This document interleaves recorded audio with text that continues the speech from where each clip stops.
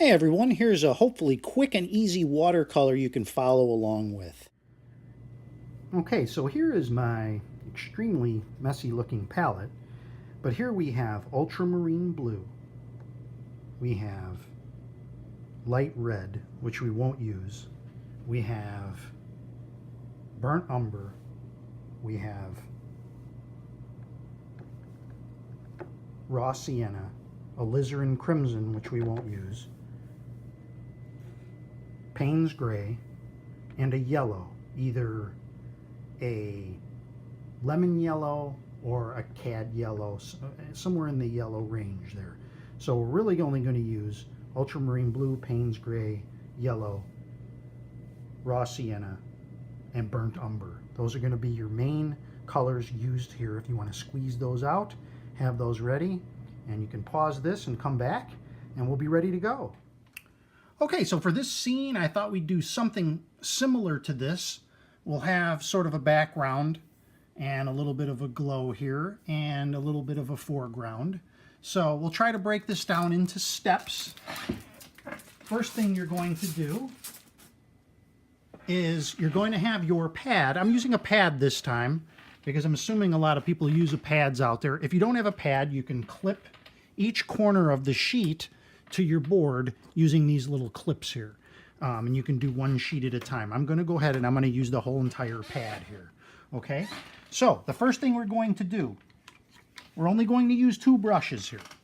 We're going to use the large Ron Ranson Hake, and we're going to use a number 3 rigger. Put that off to the side.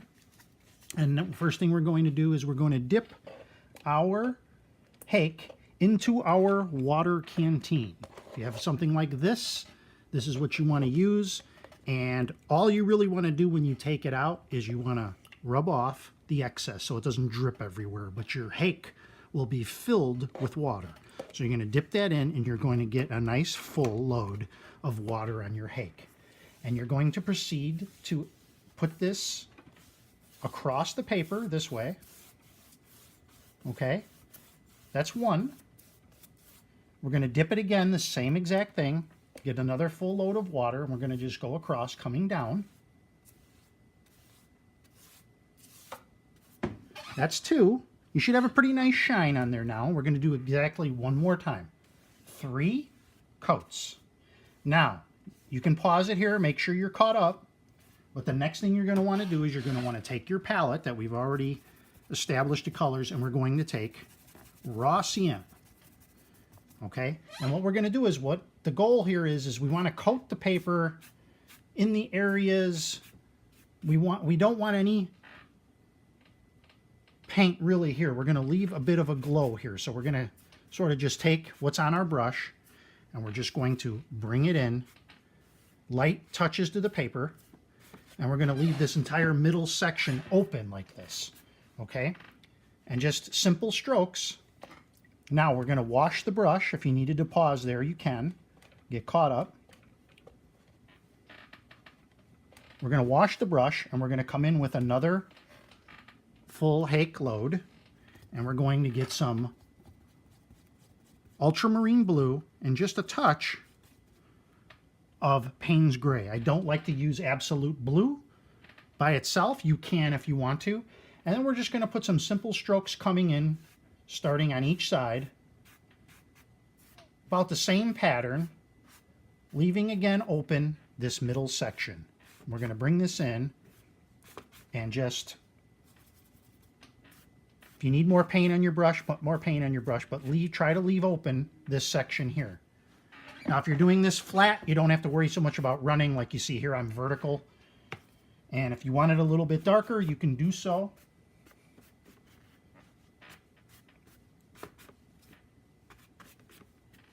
And there we have our middle section there, okay? Now at this point, what we're going to do is we're going to take a hair dryer, or you can wait just a few minutes, but I'm going to take a hair dryer and we're going to dry it because our next section is, we don't want it to be blending in too much with what's there. So you can pause it here if you like and do your hair drying and come back when it's dry. All right, so now we're fully dry. We're going to come back with a clean brush. And I make my own greens. I take ultramarine blue, You can use lemon yellow or cad yellow and Payne's gray, and I make my own green. If you have a pre-made green that you like, feel free to use that.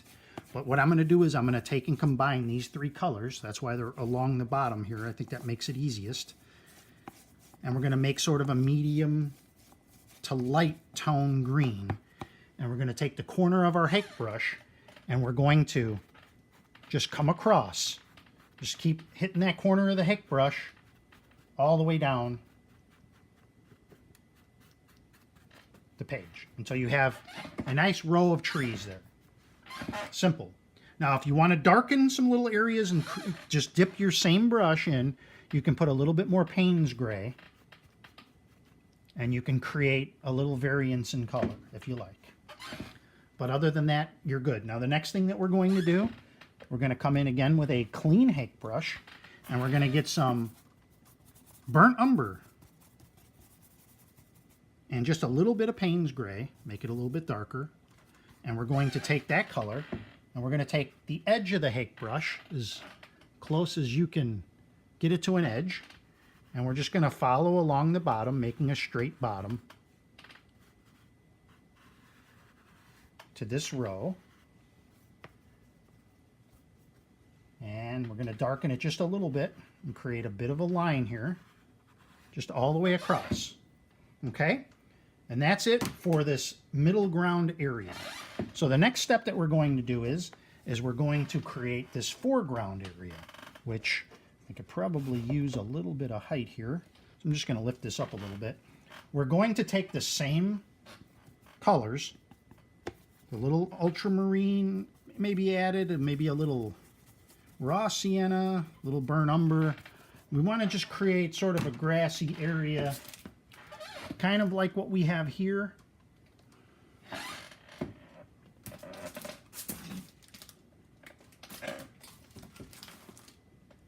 And we're just going to use, as we press inward, we're going to utilize the ends of the Hake brush to create a grass-like effect. A little higher on the ends here. And as you can see, we have a lake, we have a foreground grassy area. Now, we'll come in with just to make that brown a little bit darker with a little more Payne's gray. And lighter, feathery, just create a grassy effect here. And you can do that a couple more times if you like, just kind of altering where it goes. So now you see you have a nice row of trees, you have a nice row of grass. And feel free to pause this as needed. Okay, now what you can do here is, if you want to, is you could take your card, everybody loves the scraping effect, and you can turn your card using the edge and just a little bit, don't scratch it too hard, but you can create some rocks along this edge here. And it just takes a little bit of practice. Once you've done that and created some rocks, if you want to, this is what I do, is I just take a little bit of the same color again, a little darker maybe, and I just kind of hit underneath just to make it look like they're really in the ground.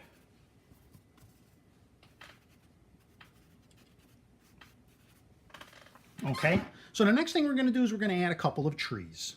And everybody likes their trees. So there's two ways to do a tree. I'll show you both ways. There's the fast way, not as fast way, but it might be easier if you're not into controlling your brush. So you're going to make a tree color like a brown, little Payne's gray, little burnt umber. And so what you can do is you can start at the base and you can go sideways like this. It creates kind of a scratchy edge tree, or you can take your brush if you have it straight and you can just go straight up to the top. That's the way that I've been doing it. Don't worry if you cover a rock up, it's not a big deal. Okay, so there you have one tree going. And we'll come down here, get a little more paint on the brush, maybe just a touch more water. Just dip in the tip of your Hake brush, and we'll put a tree in here.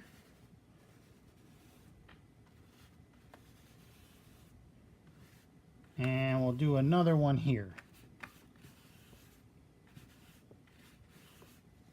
Okay, don't worry about those edges. They'll make it look a little more natural there.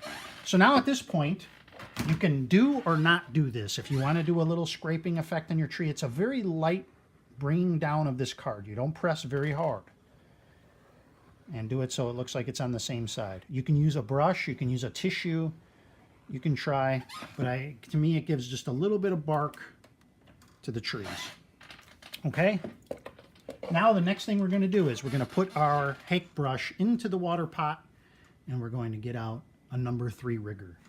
And this, you can pause this and take your time doing this, but what you're going to do is you're going to create, see how liquidy that is? You're going to create a liquidy paint and try to get as much of that as humanly possible on your rigger brush, and you will need to do this a few times. So if you want to pause here after I do the first one, you can, but you're going to just follow along carefully, and you're going to flick out some branches, make little twists and turns so that they look realistic. At this point, we're not worried about any more drying of the paper. You can really take your time with what you want to do. Okay, and we'll do a few on this side.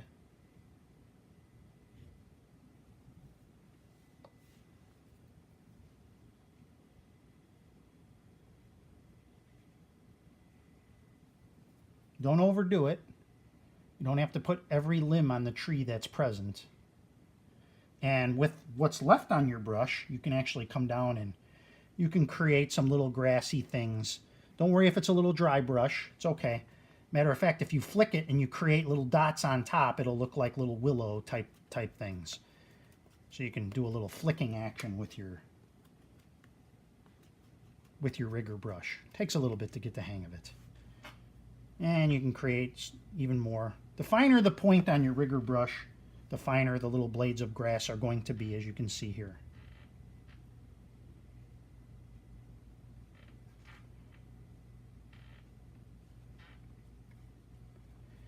And as you can see, our trees are done. Now, you can do this or not do this. This is where you can make a decision for yourself. But you can take your Hake brush, and what you're going to need to do is make your Hake brush pretty dry, because you want these bristles to be sloppy like this. Okay, if you want to do leaves in the tree, some people like bare, some people like them to be bare, and some people like to have leaves. And how many leaves you put on is going to depend on how much you cover up this background. So you could do it lightly, not at all, more heavy. But we're going to go ahead and we're going to dry these limbs of these trees, so you can contemplate that while I do that. Okay, so now that's pretty dry. We're going to take, again, our somewhat dry Hake brush. Not 100%, but you can squeeze the water out of it. And again, we're going to make some green. If you have some on your board, you can do that. But you want to make a lighter green. We'll do like a two-tone sort of a leaf thing. If there's not enough water on your brush to really get it on the paper, then you have to dip just the tips into the water container. But we're making our brush very raggedy looking. And then we're going to go directly in and move the brush about, creating a leaf pattern. Go across the trees. Don't worry about getting them on the... Don't worry about getting any on the trunks, because there should be some there. Okay. Same thing for this side. You can use any color. You want to do a fall scene, but you already have green back here, so I would recommend probably green. Okay? Okay, and so the next thing that you can do is make that just a little darker by adding some Payne's Gray. Just a touch. Just a touch of the Payne's Gray. And then go where you think the sun would not be hitting as well, where it'd be a little more shadowy. And there you have your trees. You can bring that down more if you want to. It's up to you. I want to leave a little bit more of that glowing background in there. Now, with whatever's left on your brush, you put a little bit down in here. If you want to add a little bit more green over the top of what you have in here, so you have a little green to tie sort of everything together.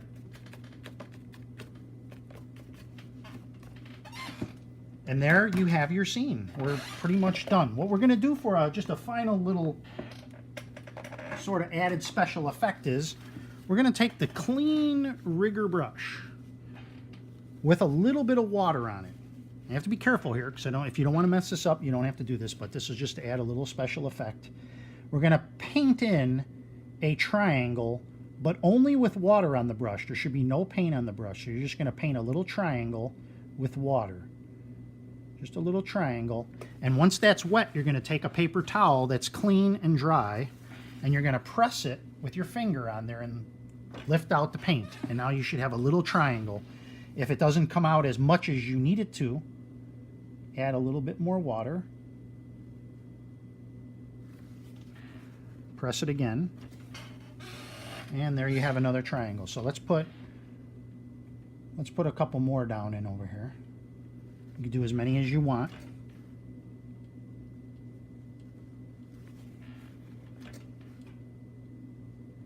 And do it till you get the shape that you want.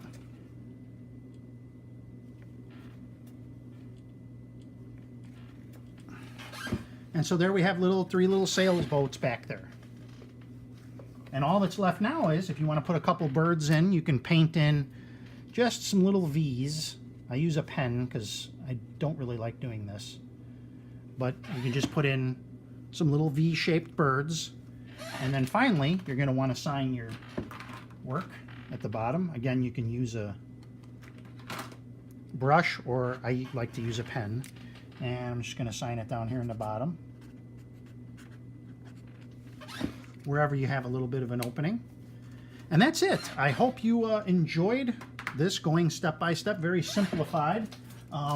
This was our first one that we had. I didn't do any reflections, only because I wanted to keep it as very simple as possible. And I think that's a little bit more advanced, and if it doesn't come out right, then you have some problems. We can maybe do that on the next one. But there is your scene. And one of the fun things to do with these is to take your